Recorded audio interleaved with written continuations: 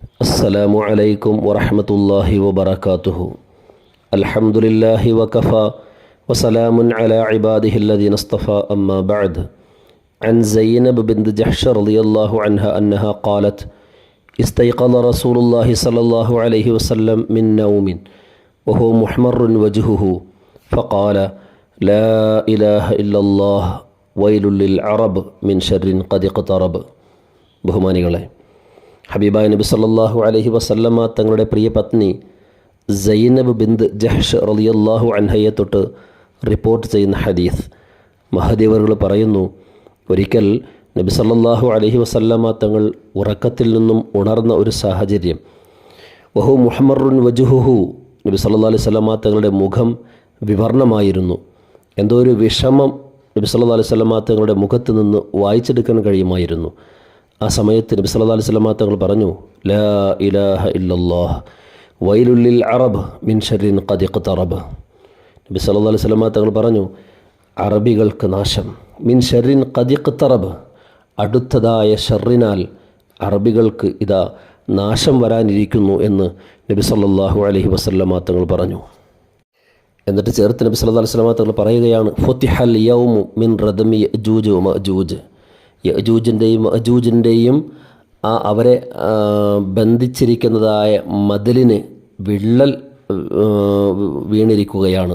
രണ്ട് വിരലുകൾ ചേർത്ത് വെച്ചിട്ട് നബി സല്ലല്ലാഹു അലൈഹി വസല്ലമ തങ്ങൾ പറഞ്ഞു, ഇത്രയും വിടവ് യഅജൂജിൻ്റെയും മഅജൂജിൻ്റെയും ആ മതിൽക്കെട്ടുകൾക്ക് വീണിട്ടുണ്ട് എന്ന് നബി സല്ലല്ലാഹു അലൈഹി വസല്ലമ തങ്ങൾ പറഞ്ഞു.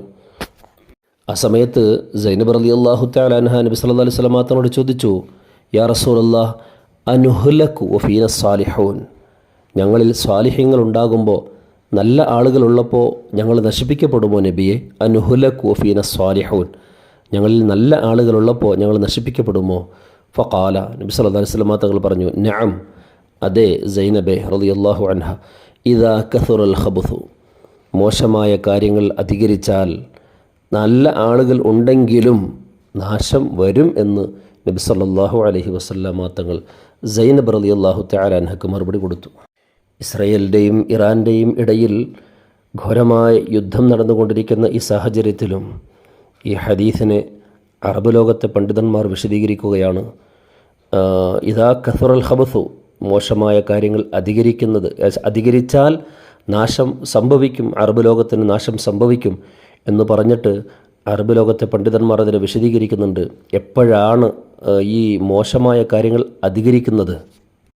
ഇദാ സക്കത്തന്നാസു അലൽ മുങ്കർ, മോശമായ കാര്യങ്ങൾ ലോകത്ത് വരുമ്പോൾ അതിനെ തൊട്ട് എല്ലാവരും മൗനം പാലിക്കുന്ന സമയത്ത് മോശമായ കാര്യങ്ങൾ ഇങ്ങനെ അധികരിക്കും, അത് നാശം വന്ന് ഭവിക്കാൻ കാരണമായി തീരുമെന്ന് മുന്നറിയിപ്പ് അറബ് ലോകത്തെ പണ്ഡിതന്മാർ തന്നെ നൽകുന്നതായി നമുക്ക് കാണാൻ കഴിയും. وكثرة الخبث وانتشار المنكر. تقول أنهلك فينا الصالحون؟ أين الصالحون يا رسول الله؟ أنهلك فينا الصالحون؟ قال: نعم،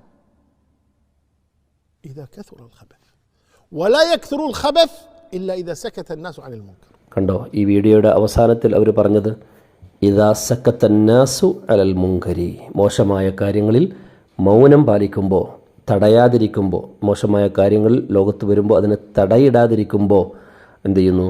അത് മോശമായ കാര്യങ്ങൾ അധികരിക്കും, അത് നാശത്തിന് കാരണമായി തീരുന്നു എന്ന് അവർ മുന്നറിയിപ്പ് നൽകുകയാണ്.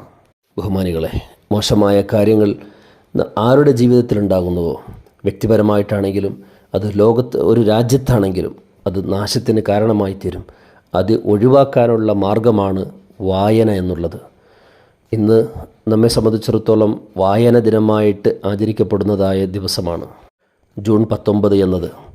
നല്ലത് വായിക്കുവാനും നല്ലത് തിരഞ്ഞെടുക്കുവാനുമുള്ള മനസ്സ് എവിടെ നഷ്ടപ്പെടുന്നുവോ അവിടെ നാശം വരാൻ ഏറെ സാധ്യതയാണ്.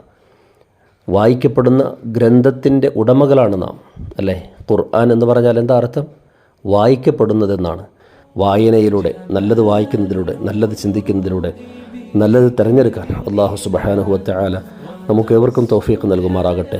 ലോകം അഭിമുഖീകരിച്ചുകൊണ്ടിരിക്കുന്ന വിഷമങ്ങളും പ്രയാസങ്ങളും ഭീതിജനകമായ അവസ്ഥകളും മാറ്റി അല്ലാഹു സമാധാനം നിലനിർത്തി തരുമാറാകട്ടെ. നമ്മുടെയും ബന്ധപ്പെട്ടവരുടെയും ദുആ കൊണ്ട് ഏൽപ്പിച്ചവരുടെയും എല്ലാ വിഷമങ്ങളും പ്രയാസങ്ങളും മാറ്റി അല്ലാഹു ആഖിബത്ത് നന്നാക്കി തരുമാറാകട്ടെ.